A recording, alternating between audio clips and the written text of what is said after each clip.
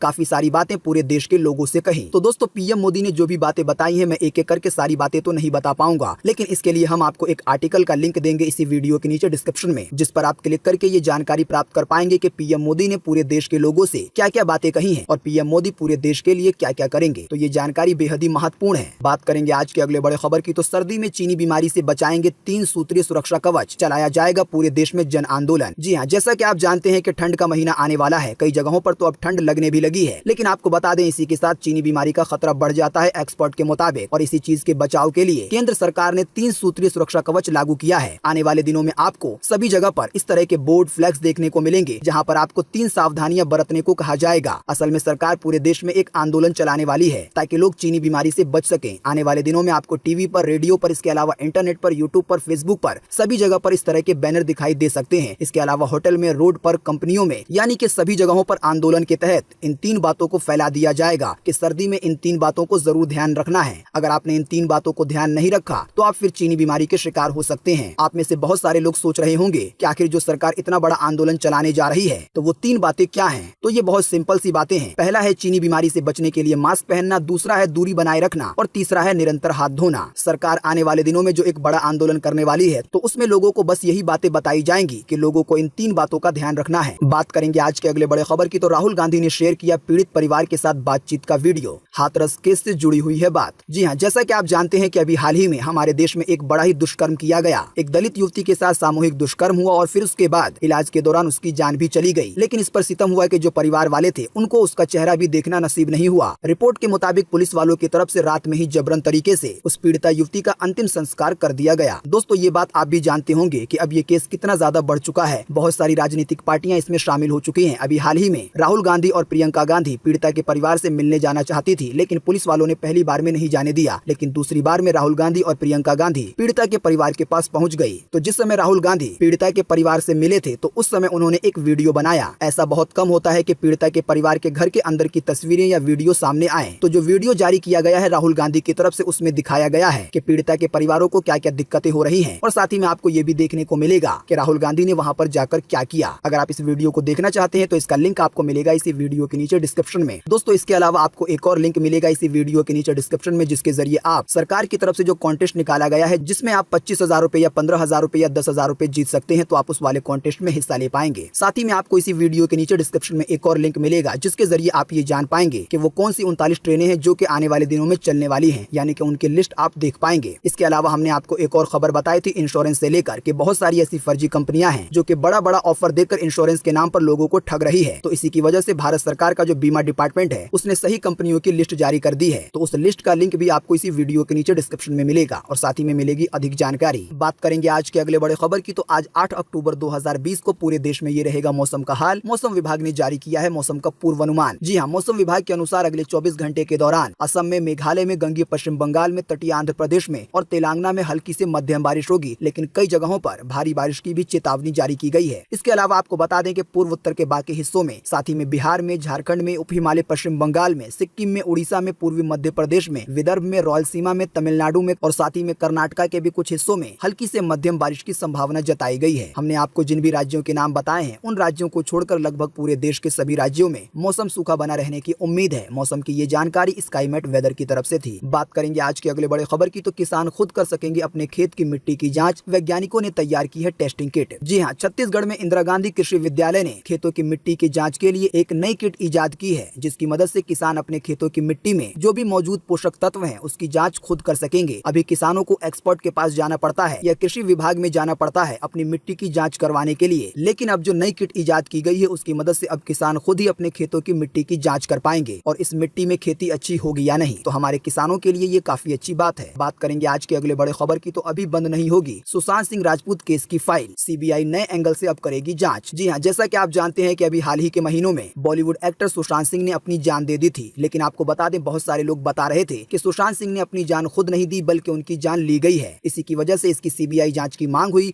और सीबीआई की जांच की गई है। लेकिन इतना वक्त होने के बाद जो जांच की सुई है वो एक बार फिर घूमकर मुंबई पुलिस की जांच पर आ गई है। जैसा कि मुंबई पुलिस ने कहा था कि सुशांत सिंह ने अपनी जान खुद ली है। इतने समय के बाद अब सीबीआई की जांच में भी यही खुलासा हुआ है कि सुशांत सिंह की जान किसी ने नहीं ली बल्कि उन्होंने अपनी जान खुद दी थी। लेकिन आपको बता दें फिलहाल ये केस की फाइल बंद नहीं होने वाली है। सूत्रों के अनुसार अब सीबीआई नए एंगल से इस मामले की जांच करेगी। इसमें सुशांत सिंह के मैनेजर के साथ बॉलीवुड निर्माताओं और काम दिलाने वाले जो भी बिचौलिए होते हैं उनसे पूछताछ की जाएगी और ये पता लगाने की कोशिश की जा सकती है कि उन्हें खुद खुशी करने पर किसी ने उकसाया तो नहीं है। साथ ही में आपको बता दें कि रिया चक्रवर्ती को लेकर भी बड़ी खबर आई है। ताजा जानकारी के मुताबिक ये बता दिया गया है कि रिया चक्रवर्ती सीधे तौर पर इस केस में कोई भी भूमिका में नहीं है, यानी ये बात साबित नहीं हो पाई कि इस केस में रिया चक्रवर्ती किसी भी तरीके से दोषी हैं। आपको बता दें इसी की वजह से मुंबई कोर्ट ने उन्हें जमानत दे दी है। साथ ही में जो रिया चक्रवर्ती पर नशे की चीज को लेकर आरोप लगाया गया था तो तो उसका भी कोई सही सबूत नहीं मिल पाया है। इस मामले में अभी बीते रोज बॉम्बे हाई कोर्ट ने कहा कि रिया चक्रवर्ती किसी भी नशे के डीलर की चैन का हिस्सा नहीं है, इसीलिए उन्हें जेल में रखना उचित नहीं है। तो इसीलिए अब रिया चक्रवर्ती की जमानत के तौर पर रिहाई हो चुकी है। बात करेंगे आज के अगले बड़े खबर की, तो नहीं होगी स्टार प्रचारकों की भरमार इस बार के चुनाव में। चीनी बीमारी के काल में चुनाव आयोग का है ये नया नियम। जी हाँ, जैसा कि आप जानते हैं कि हमारे देश में कोई भी चुनाव हो, जब भी राजनीतिक पार्टियों को बहुत सारे लोगों को इकट्ठा करना होता है तो राजनीतिक पार्टियां एक पैतरा आजमाती हैं और वो लेकर आती हैं आपके सामने बड़े बड़े बॉलीवुड एक्टर या जो लोग सेलिब्रिटी हैं, जो लोग लोगों में फेमस हैं, और इसी की वजह से उनके भाषण में बहुत सारे लोग शामिल हो जाते हैं और आपने इसका अनुभव खुद किया होगा। लेकिन आपको बता दें, चीनी बीमारी के इस काल में बहुत ज्यादा भीड़ न लगे, इसी के लिए चुनाव को लेकर इलेक्शन कमीशन ऑफ इंडिया ने नया नियम जारी कर दिया है। नियम के मुताबिक ये बताया गया है कि एक पार्टी जो कि राष्ट्रीय है या क्षेत्रीय है तो वो सिर्फ 30 स्टारों का यूज कर सकती है अपने प्रचार के लिए। वहीं जो छोटी मोटी पार्टियां हैं वो मात्र 15 स्टारों को यूज कर सकती हैं पूरे चुनाव में। दोस्तों, अगली खबर के बारे में बताने से पहले आपके लिए एक बड़ा सर्वे और एक बड़ा सवाल। अगर आप इसमें हिस्सा लेंगे और इस सर्वे का जवाब देंगे तो इससे बहुत कुछ पता चलेगा पूरे देश के लिए। जैसा कि अभी हमने आपको थोड़ी देर पहले बताया कि राजस्थान के एक हिस्से में पटाखे को बेचने पर और पटाखे को फोड़ने पर रोक लगा दी गई है चीनी बीमारी के हालात को देखते हुए, क्योंकि जिन लोगों को अस्थमा है, जिन लोगों को सांस लेने में परेशानी है, तो उनके लिए पटाखे जो है वो दिक्कत बढ़ा सकते हैं। तो आप हमें इसी वीडियो के नीचे कमेंट बॉक्स में कमेंट करके बताएं अपनी पर्सनल राय कि चीनी बीमारी के हालात को देखते हुए और प्रदूषण के हालात को देखते हुए क्या सरकार को पूरे देश में ही पटाखे बैन कर देने चाहिए या नहीं करने चाहिए। तो फटाफट से आप अपना जवाब इसी वीडियो के नीचे कमेंट बॉक्स में लिख डालिए। आप जो राय देंगे वो इस मामले में काफी ज्यादा महत्वपूर्ण होगी। आपका दिया हुआ जवाब एक बड़ा सर्वे बनकर भी तैयार हो सकता है, क्योंकि जो आप वीडियो देख रहे हैं ये लाखों लोगों तक पहुंचता है और इसी के साथ जो आपका कमेंट है वो भी लाखों लोगों तक पहुंचेगा। बात करेंगे आज के अगले बड़े खबर की, तो नोएडा में जल्द बनना शुरू हो जाएगा इंटरनेशनल एयरपोर्ट। हो गया है एग्रीमेंट। जी हाँ, पूरे भारत का नहीं बल्कि एशिया का सबसे बड़ा एयरपोर्ट नोएडा में जल्द ही बनने वाला है। इसके लिए बीते रोज बुधवार को Swiss company Zurich airport international के साथ और Yamuna international airport private limited के साथ जो एग्रीमेंट होना था वो हो चुका है। 2 महीने के अंदर इसका मास्टर प्लान तैयार किया जाएगा और फिर हमारे देश के नोएडा में एक ऐसा एयरपोर्ट बनेगा जो कि सिर्फ भारत का नहीं बल्कि पूरे एशिया का सबसे बड़ा एयरपोर्ट माना जाएगा रिपोर्ट के मुताबिक। बात करेंगे आज के अगले बड़े खबर की, तो बीते रोज भी नहीं बदले पेट्रोल डीजल के दाम। ये है पेट्रोल डीजल के ताजा भाव। राजधानी दिल्ली में 1 लीटर पेट्रोल की कीमत है 81 रुपए 6 पैसे, तो 1 लीटर डीजल की कीमत है 70 रुपए 46 पैसे। बात करेंगे आज के अगले बड़े खबर की, तो सस्ता हुआ सोना लेकिन चांदी हुई है महंगी। आइए बताएं सोने चांदी के ताजा भाव। जी हाँ, बीते रोज बुधवार को दिल्ली में सोना 694 रुपए सस्ता हुआ और इस सस्ताई के बाद अभी 10 ग्राम सोने की कीमत 51,215 रुपए है। अगर बात करेंगे चांदी की, तो चांदी के दामों में बीते रोज बुधवार को दिल्ली के अंदर 126 रुपए की बढ़ोतरी देखी गई। तो इस बढ़ोतरी के बाद अभी 1 किलो चांदी की कीमत राजधानी दिल्ली में 63,427 रुपए है। बात करेंगे आज के अगले बड़े खबर की, तो ये देश ला रहा है 1 लाख का नोट, पर इससे भी मिलेगा केवल 2 किलो आलू। जी हाँ, वेनेजुएला कभी बेहद अमीर देश हुआ करता था, लेकिन आज देश की करेंसी की कीमत रद्दी के बराबर हो गई है। महंगाई इतनी ज्यादा हो गई है कि लोगों को 1 कप चाय पीने के लिए बैग में भरकर पैसे लेकर जाने पड़ते हैं। अब इसी दिक्कत को दूर करने के लिए वहाँ की सरकार ने एक बहुत बड़ा नोट जारी कर रही है जो कि 1 लाख बॉलीवर का होगा। आप समझने के लिए इसे 1 लाख रुपए का नोट कह सकते हैं, लेकिन इस 1 लाख रुपए के नोट में भी आपको मात्र 2 किलो ही आलू मिलेंगे, यानी इस नोट की कीमत मात्र $0.23 है। तो आप सोच सकते हैं कि ये देश कितना ज्यादा खस्ता हालात में है। दोस्तों, आपको साथ में ये भी जानकारी दे दें कि जिस देश की करेंसी जितनी ज्यादा कमजोर होती है तो वहाँ पर आपको उतने ही बड़े नोट देखने को मिलेंगे। ऐसे ही अगर बात करें पाकिस्तान की, तो पाकिस्तान में 5,000 रुपए का भी नोट चलता है। बात करेंगे आज के अगले बड़े खबर की, तो DRDO में ग्रेजुएट अप्रेंटिस समेत कई पदों पर निकली है वैकेंसी। सरकारी नौकरी पाने वालों के लिए है सुनहरा मौका। जी हाँ, जानकारी के मुताबिक DRDO यानी कि रक्षा अनुसंधान में आवेदन करने वाले आवेदनकर्ता 13 नवंबर 2020 तक इस वाली वैकेंसी में आवेदन कर सकते हैं और जो इंटरव्यू होने वाला है उसमें शामिल हो सकते हैं। लेकिन साथ ही में आपको अभी ये जानकारी दे दें कि अभी अप्लाई करने का जो प्रोसेस है वो शुरू नहीं हुआ है। इसकी शुरुआत 14 अक्टूबर से होगी और 13 नवंबर आखिरी तारीख है। बात करेंगे आज के अगले बड़े खबर की, तो HDFC बैंक ने अपने ग्राहकों को दी बड़ी सुविधा, मुफ्त में ले सकेंगे डॉक्टर की सलाह। जी हाँ, निजी क्षेत्र के बैंक HDFC ने इस चीनी बीमारी के दौर में अपने ग्राहकों को बड़ी सुविधा दी है। HDFC बैंक ने अपोलो हॉस्पिटल्स के साथ एक समझौता किया है जिसके तहत ग्राहकों को एक हेल्थी लाइफ प्रोग्राम दिया गया है। जिन भी लोगों का खाता HDFC बैंक में है ये फायदा उन लोगों को मिलेगा। इस प्रोग्राम के जरिए बैंक के ग्राहक सप्ताह में 7 दिन तक 24 घंटे जब भी चाहे अपोलो अस्पताल के डॉक्टर से स्वास्थ्य की सलाह ले सकते हैं। इसके अलावा भी हॉस्पिटल की और सुविधा दी गई है। ज्यादा जानकारी के लिए आप HDFC के कस्टमर केयर से भी बात कर सकते हैं। तो दोस्तों, आज 8 अक्टूबर 2020 की यही ताजा खबरें थी और महत्वपूर्ण खबरें थी। उम्मीद करते हैं इससे आपको काफी कुछ जानकारी मिली होगी। हम बस इसके बदले में आपसे इतना ही चाहते हैं कि आप इस वीडियो को लाइक कर दें, शेयर कर दें, क्योंकि आपका लाइक और शेयर करना ही हमारी मेहनत का फल होता है। वीडियो देखने के लिए आपका बहुत बहुत धन्यवाद।